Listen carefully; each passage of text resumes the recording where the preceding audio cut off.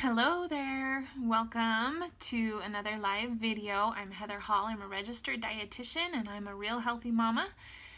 You can follow us here on Facebook, and we also have a website, realhealthymamas.com, where we've got lots of great stuff. Hey Kelly, thanks for jumping on. So tonight we're going to be getting a little personal, and we're going to be talking about period pain. And I'm going to be sharing with you a period pain protocol that I have researched and that I have used myself and with clients, and that I have found to be very helpful.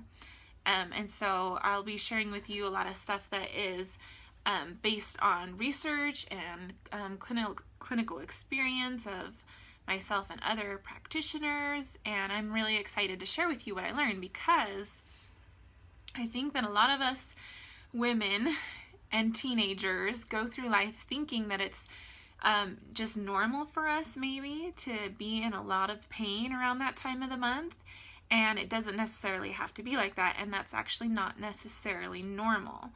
So I'm really excited to share some of these ideas with you.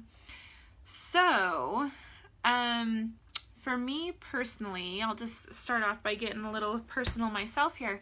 My periods, ever since high school, since I started menstruating pretty much, have always been really painful for the first day or two.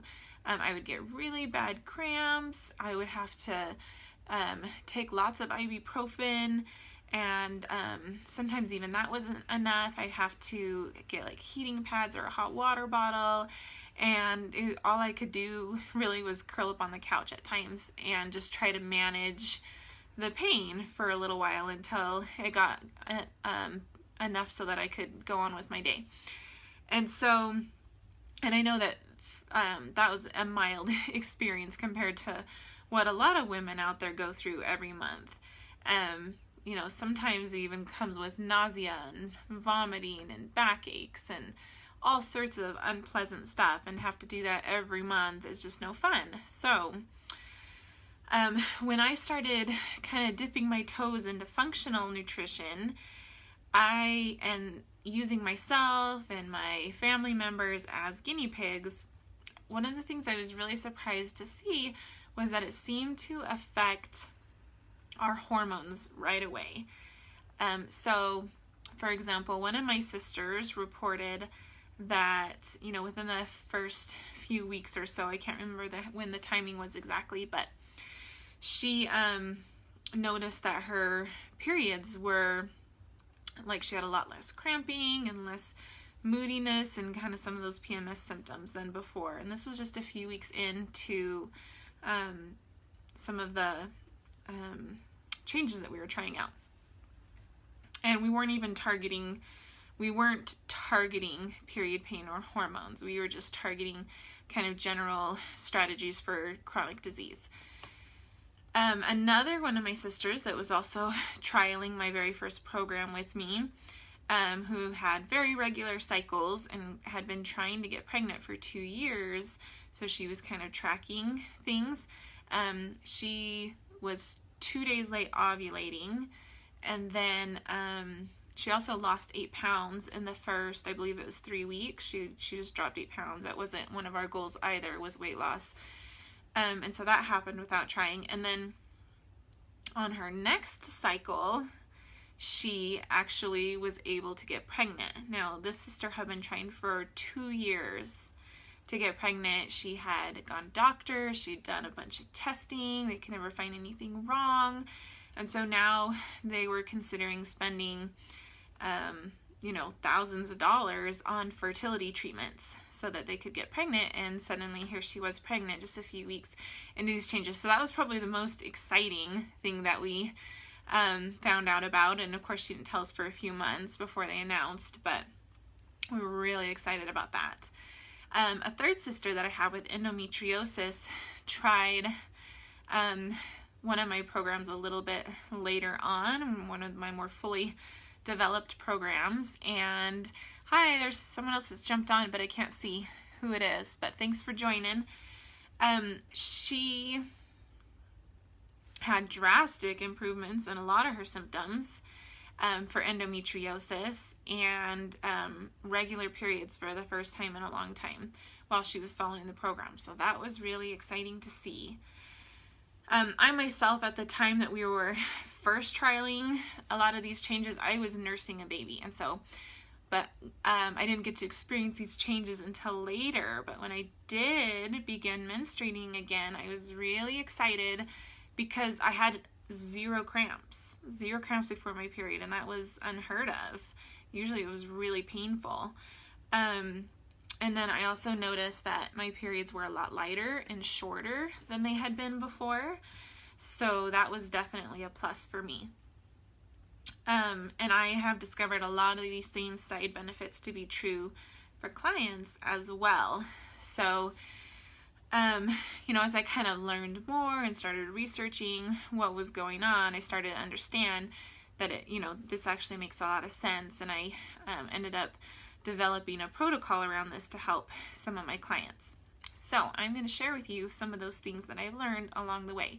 So first of all, I think it's important to understand some period basics. So the first half of your menstrual cycle, we're just talking about like a typical cycle here, the hormone estrogen is causing your uterus lining to build up and become thick and rich with blood in case you become pregnant, so that the egg can implant there and it has this nice rich supply and this cushy place to grow. But if you do not become pregnant, then you shed that lining every month. And when that lining gets shed, that is the bleeding of menstruation or your period. So those are kind of the period basics. So although it's really common for a lot of us to have really heavy or painful periods accompanied by bonus symptoms like nausea and vomiting, diarrhea, headaches, all sorts of fun stuff like that, it turns out it's actually not that normal for this to happen. The great news is that there's usually some really basic steps that you can take to improve those symptoms. So with the functional medicine view, we're always looking to fix root causes as much as possible. We're trying to take a step backwards as much as we have the knowledge to and are able to, and look at what is the underlying cause of everything going on. So menstrual cramps are usually the result of too much inflammation from chemicals like prostaglandins being produced before your period. So you're producing too many of these prostaglandins because you're inflamed, and those prostaglandins cause those uterine muscles to cramp and spasm more dramatically, so it's more painful. Another thing that's going on is that you have too much estrogen. So one of the doctors that I consulted with, he actually gave me the statistic that he estimates about 80% of women are estrogen dominant. Meaning, hey Janessa, thanks for jumping on. Meaning basically that we're making too much estrogen, almost all of us. And this is the result of a lot of inflammatory factors in our lifestyles. It can be the result of vitamin and mineral deficiencies. And then it can also be the result of exposure to a lot of what we call endocrine disrupting chemicals, or EDCs. So endocrine disruptors are found in cleaning products and air fresheners, personal care products, plastic water bottles and plastic food containers that we reheat our leftovers in, your furniture, just a lot of the stuff that's surrounding us is emitting these endocrine disruptors. And all of these factors cause us to build up too much estrogen. And estrogen is what makes that lining build up in the uterus during our cycle.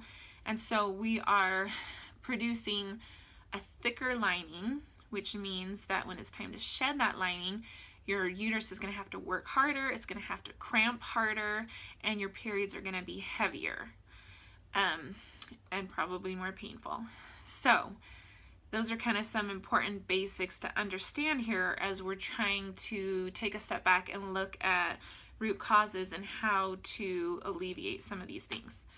Okay, so when we just go ahead and manage all of these symptoms of painful periods by popping a bunch of medications, or of course, if your period's heavier, that means you're using more tampons and more pads, and you're being exposed to more of the chemicals from those things as well, then probably we're just making the problem worse rather than better, because a lot of those pain medications and stuff actually have a lot of side effects that we're realizing when it comes to chronic disease that are disrupting that gut function, and maybe not so good for us, maybe not quite as safe as we thought they were. And there's been connection even to short-term use of those things causing a lot of risk factors for disease. So let's see if we can come up with some better ideas for managing those periods and maybe causing them to not be quite so painful or heavy in the first place.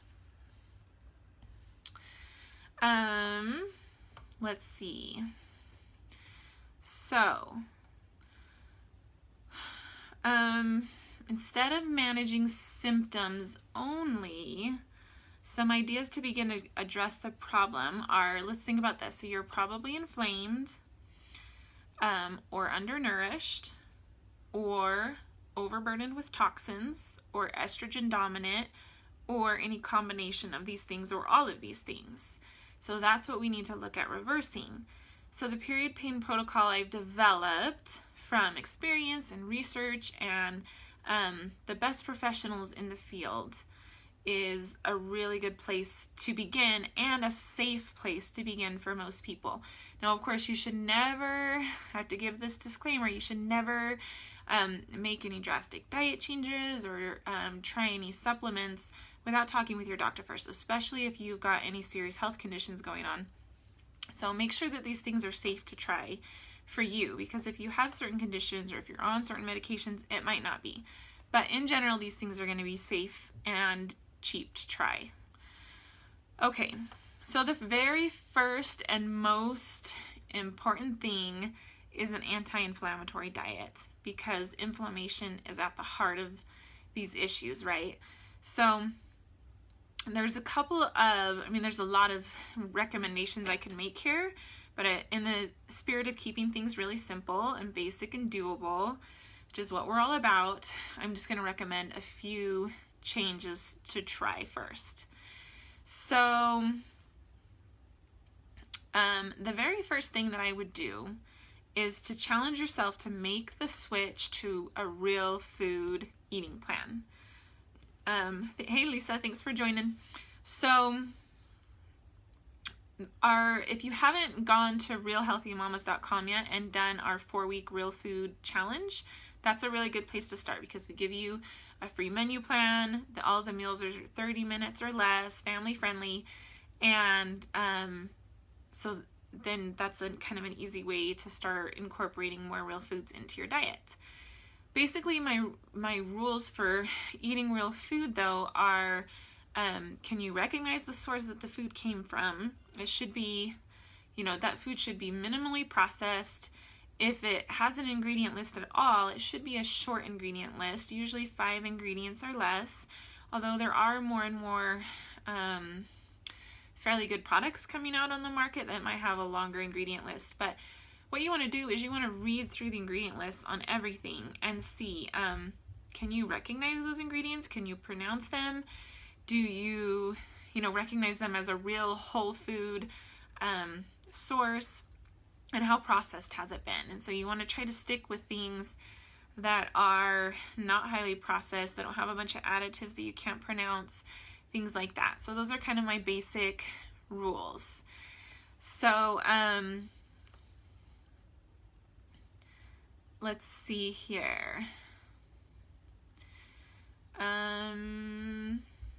Yeah, start by reading the labels on everything. You'll be surprised at what's in your food. Now, I don't think that for most people, you need to, well, for anybody, you don't have to be perfect at this. You don't have to be overzealous about eating real food all of the time. Just make it a goal that 80% of the time what you're putting into your body are good, wholesome, real food sources, and you're going to see a big difference, especially if this isn't a rule that you've been following before. This is huge for people. Sounds simple, but none of us really do it. And so that is my very first challenge for you. Okay, the second thing when it comes to eating an anti-inflammatory diet that I would encourage is to up your produce intake. So about 90% of us are not getting the recommended amounts of fruits and vegetables that we need in order to get all of the vitamins and the mineral and the fiber and the antioxidants and the phytochemicals that our bodies need to really thrive and fight disease and be able to be at their healthiest. And fruits and vegetables are important for lots of reasons. Let me just give you a couple. So for our purposes here, we've talked about that buildup of endocrine disruptors in our system. And your body is actually able to handle and detox from a lot of those. Our bodies are really amazing. They're very well designed. But if you're not giving it enough antioxidants and enough of those building blocks that it needs to be able to perform those detox reactions, then it can't detox. So you find a lot of those antioxidants and things that you need in large amounts in fresh fruits and vegetables. So eating lots of fruits and vegetables, especially fresh ones, are going to have more antioxidants in general, although there are other vitamins and minerals that are not as heat sensitive. But fresh is going to have a larger proportion of those things that you need to detox. And just upping your intake of those. Aim for somewhere around 5 cups a day, but start slow. You don't want to jump from, 0 cups a day or half a cup a day to 5 cups a day, because that's going to be really difficult on your body to learn to digest that. But up it slowly, maybe 1 cup a week. Add that in, and that is going to set you well on your way to being able to detox. Another thing is that fruits and veggies are really rich in fiber, and almost nobody gets the amount of fiber that is recommended for optimum health. So a couple of reasons why fiber is important, and these are not all of the reasons, but here's a few. So fiber is really important for helping your intestines to kind of stay cleaned out, and your body will get rid of some of the toxins that it's detoxing. It'll get rid of a lot of them through your digestive tract. So basically you're going to be pooping out a lot of those toxins. However, if things aren't moving along, and if your intestines aren't getting swept out by having plenty of fiber in your diet to bind up those toxins and to move it right on through, you're not going to be able to detox properly. Those toxins are going to be in contact with your digestive tract for longer. You should be having a bowel movement at least once a day, and kind of staying cleaned out that way. So fiber is also important for that. When you're upping your fiber intake, make sure you also are drinking lots and lots of water.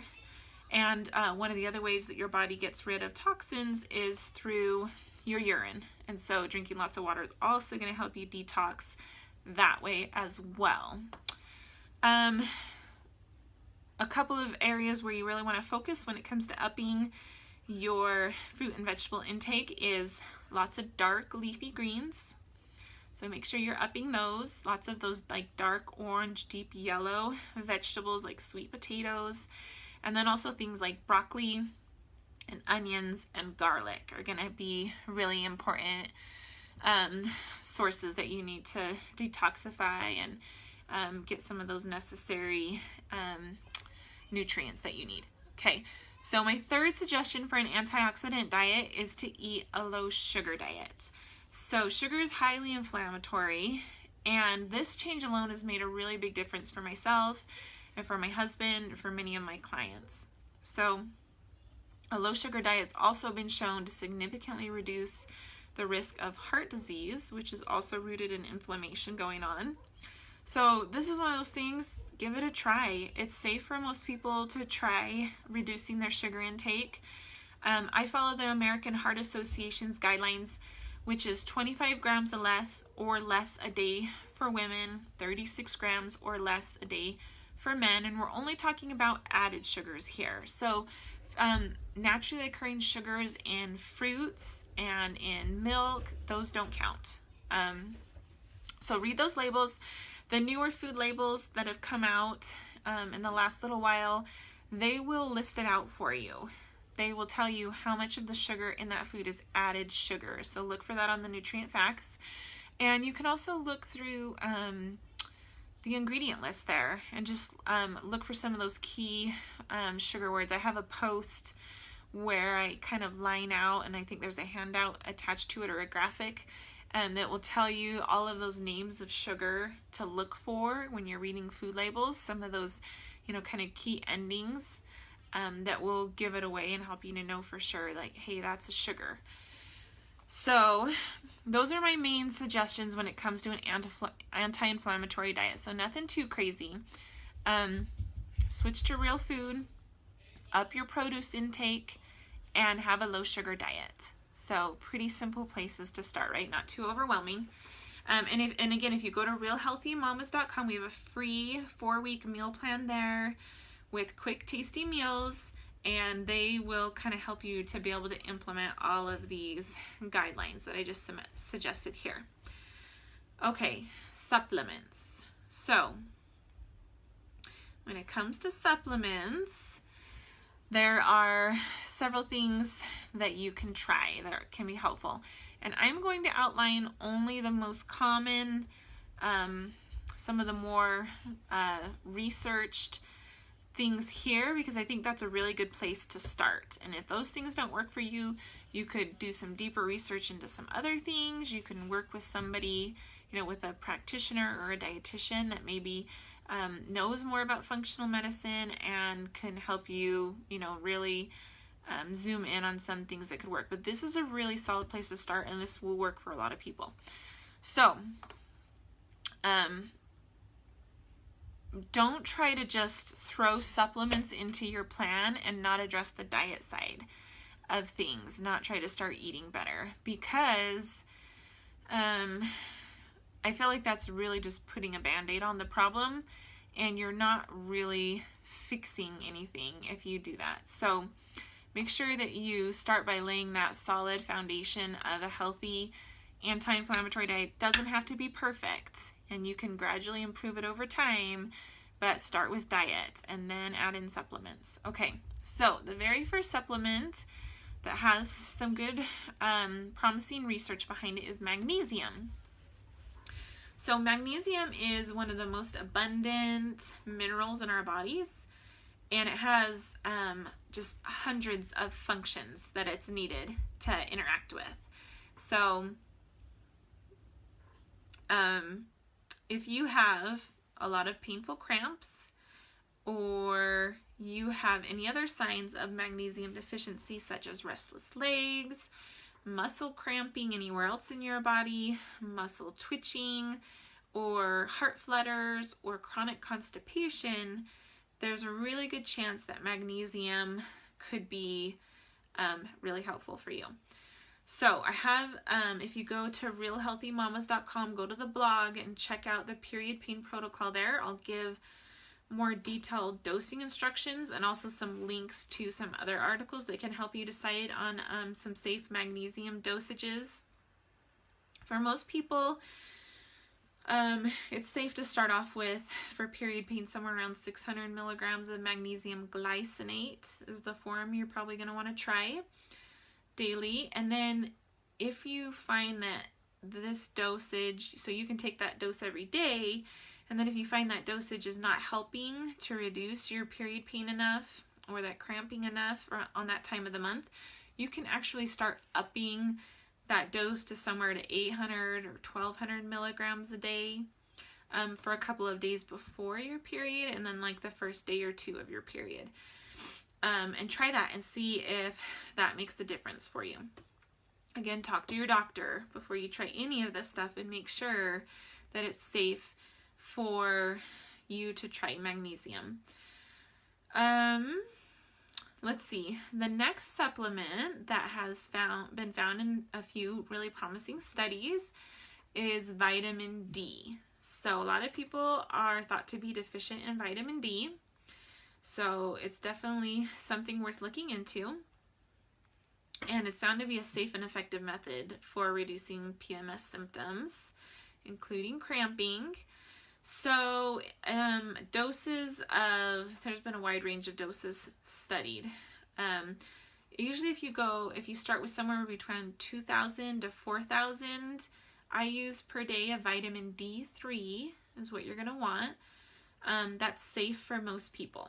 If you're deficient, you might need closer to 10,000 IUs, maybe even more than that for a while. But I definitely would not go that high without having your doctor monitoring your vitamin D every few months, because it is a fat-soluble vitamin. You can overdose on it, and it could cause a lot of problems if you're taking too much. I also recommend trying to find a vitamin D3 supplement that's mixed with K2, because that'll help it be a little bit safer and more effective for you to take, and I won't go into why that is. You should be seeing, in order to have your vitamin D levels optimized, somewhere between 50 and 80 when you get your lab work done. Should be the levels that you're looking for in your vitamin D. So ask your doctor if they would be willing to test your vitamin D levels and try out some vitamin D if you think that'd be helpful. Let's see.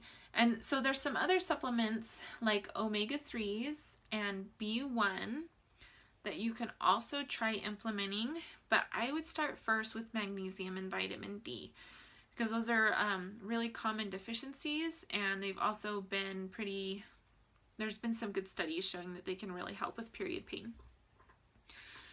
Okay, my next tip is not nutritional at all, but it can be really helpful. And that is to switch out some of your menstrual products. So I'm going to get personal here again and share my experience. But I am not alone in having this experience. I know, sorry, Crystal, it looks like Crystal's having trouble staying on the video. I know that a lot of other women have had this experience when they've done this experiment. This is a really easy, safe thing to try. So for me, I discovered, after I was having one of my new fantastic pain-free periods, that as soon as I started using a tampon, that all of a sudden, it was like within 15 minutes, maybe sooner, I started getting like uncomfortable cramping again. And so I thought, oh, that's kind of weird. And because I had been researching and looking into this kind of stuff, I knew that tampons are a problem for some people. And so I thought, well, let's do a little experiment. I always like to experiment and try things myself whenever I can before I recommend them to others. So I removed the tampon, used a pad instead. Cramping's totally gone again. And so that was, needless to say, the last time that I ever used tampons. I have not gone back. The FDA and, of course, the makers of all these menstrual products insist that they're safe and that they test for harmful chemicals, but I have a few reservations with these claims. So let me share with you some of the things that make me a little bit nervous still, even though they're supposed to be safe. So first of all, we have no idea what they're actually putting into these products. They don't have to list all of the ingredients. If they choose to list some of them, I mean, there's no way to know if that's really everything that they're putting in there. Second, a lot of these companies say that they test for the safety of their products, but they are not willing to share the results of that testing. You can't find those results anywhere. And they refuse to make them public. So that makes me a little bit wary. Third is that there have been several studies where they've gone and tested menstrual products and diapers, and they found all sorts of toxins that weren't listed in the ingredients list and that have been linked to things like cancer and neurotoxins and reproductive toxins.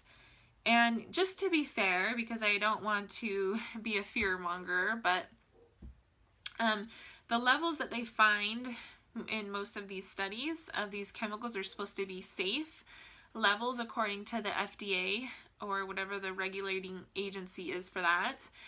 And so, you know, there's supposedly these are low levels of toxins that we're finding in these, you know, diapers and menstrual products and things. However, I just lost my train of thought. I was reading comments. There's been a lot of experts that have expressed concern, and it makes a lot of sense to me, that first of all, we are putting these products in or near a highly absorbent body cavity, first of all. So, and then they're sitting there for hours and days at a time. And the typical woman uses 12,000 tampons in her life, each of those with a fresh dose of these toxins and things. So that's a little bit worrisome. And so these low levels of toxins that are supposed to be safe really actually might be pretty significant exposures over our lifetimes, if you really think about that. And with, you know, direct access to all of our reproductive organs and a lot of those hormones that have a lot of control over what's going on in our bodies. So those are just some things to think about. So despite what the FDA says or product companies say, it's a really safe experiment just to try for yourself and see if it helps. So does switching out your feminine products for either pads or, you know, they recommend like unbleached cotton pads, or there's those menstrual cups like the Diva cup nowadays,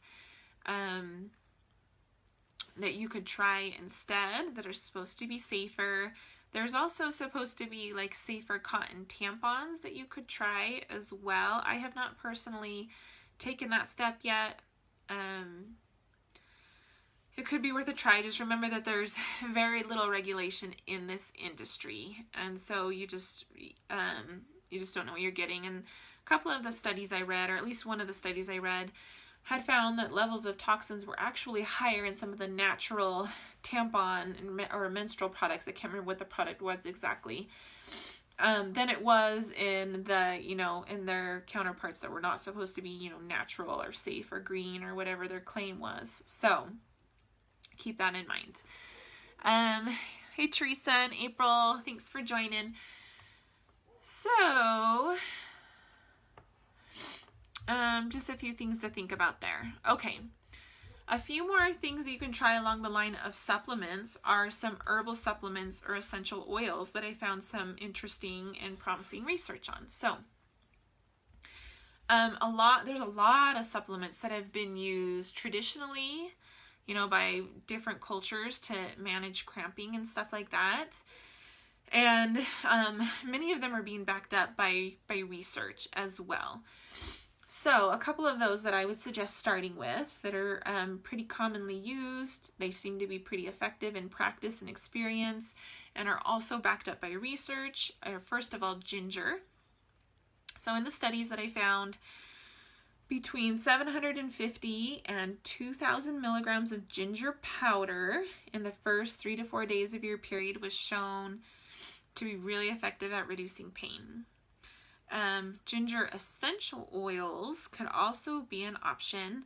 One of the studies I found showed they did like aromatherapy massage with ginger oil, clary sage, marjoram, cinnamon, and geranium essential oils, like a mixture, a blend of those, on high school girls that were menstruating.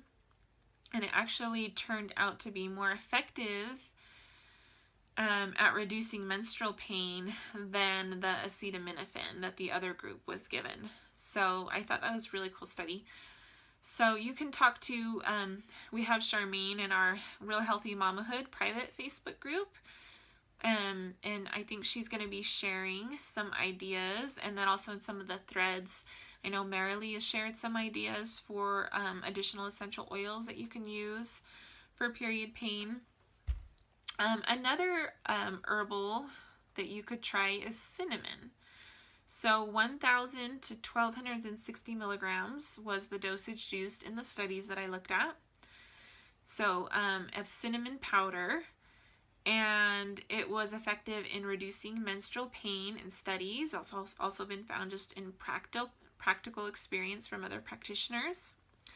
Again, cinnamon essential oil was one of those oils that was used in that study I mentioned before, where they did their aromatherapy massage, and it was more effective than the acetaminophen. So cinnamon essential oil could be another option. So Kelly says, wow, that is interesting. So yeah, I thought that was interesting too. So again, get in touch with Charmaine in our private group. She's really knowledgeable when it comes to essential oils, and she has lots of great ideas to share. When it comes to using essential oils, especially if you're going to use them internally, doTERRA is the only company that third-party tests their oils and posts the results of those studies, at least as far as I am aware of. And so they are the only one that I recommend, because the other companies might be fine, they might not, I don't know. They're not willing to share their results. So, let's see. Okay, some other herbal remedies that are also used a lot are black haw, cramp bark, valerian, and black cohosh. So if ginger and cinnamon don't do the trick for you, in combination with the diets and the magnesium and vitamin D, one of these others might work better for you. So those are some things to keep in mind. All right.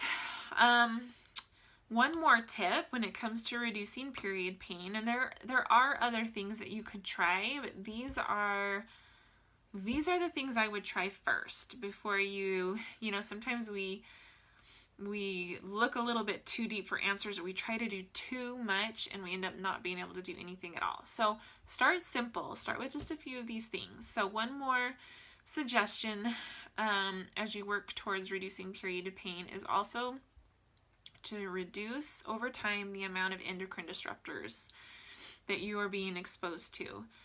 So I have a whole post on how to do this with cleaning products, as far as what you're using in your home to clean and stuff, and how to get rid of things that have a lot of endocrine disruptors there. So check out that post at realhealthymamas.com on the blog. Another good resource is to check out the Skin Deep database that the Environmental Working Group puts out. It has, go to ewg.org and look up their Skin Deep app. So they actually rate hundreds, maybe thousands of cosmetic products, and give you their safety ratings and the research and that sort of stuff, so you can try to pick out some safer cosmetics that might not have as many endocrine disruptors and other things that you really don't want to be absorbing it through your skin all day long. So those are some, good things to check out when you feel ready. I know that switching over our personal care products can seem really overwhelming, and I recommend just do it one product at a time. So you're running out of, facial moisturizer or whatever, instead of going back to your old go-to, go check it out on their database, ewg.org, and see how it rates. And if it doesn't have a great rating, look up what other products do have good ratings and try one of those. So just, do it a little bit at a time. It doesn't have to be all at once. And then another really big place where you can cut out a lot of endocrine disruptors is with plastic water bottles.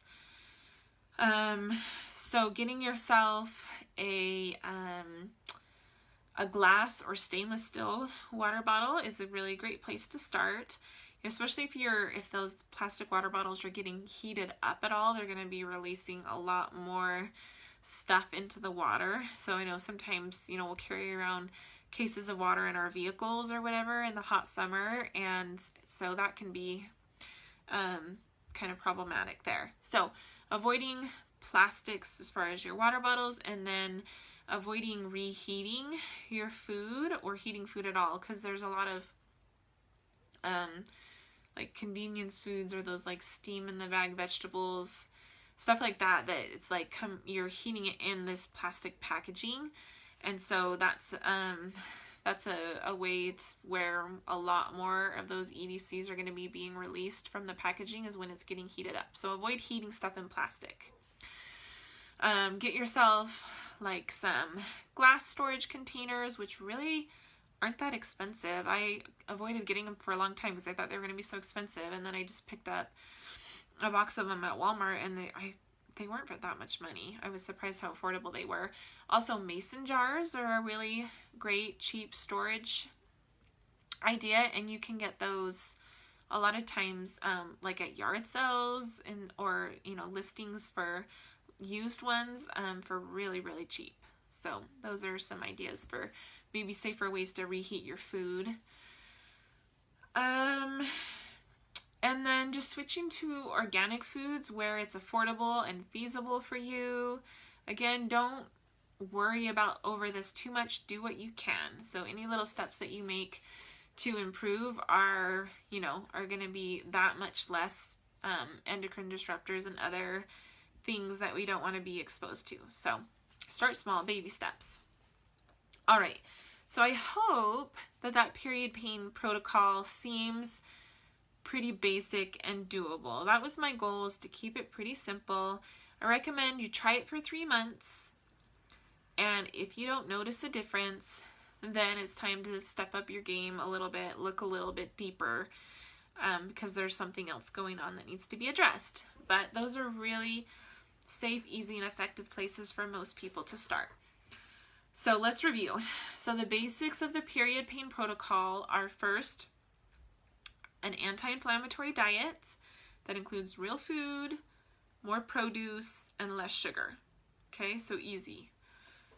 The next step is trying a few of those key supplements that I recommended, namely magnesium and vitamin D. And the third suggestion is to experiment with the products, the menstrual products that you're using. Try changing out those tampons for something different. See if it helps. The fourth suggestion is that there's a few key herbs or essential oils that you can try to help manage your period pain. Ginger and cinnamon were some that I mentioned specifically. And then the last suggestion is just to reduce your exposure to toxins and to endocrine disruptors over time. So that's the period pain protocol. So definitely give it a try. I would give it 3 months before you decide it's not working for you. Give yourself 3 cycles if you're cycling monthly, and see how it goes. And then definitely let us know. You don't have to post it publicly unless you want to, because there's definitely a lot of people that you can be helping by sharing your experience. But let us know how it goes. Let us know if it helps. So we would love to hear from you. And we will see you over on our Facebook page. And also, if you haven't already, join us in our private community, Real Healthy Mamas, Real Healthy Mamahood. So that's also a private Facebook group that you can request to join. So thanks for joining me. Thanks for watching. And I hope that this is helpful to a lot of you out there. So thanks.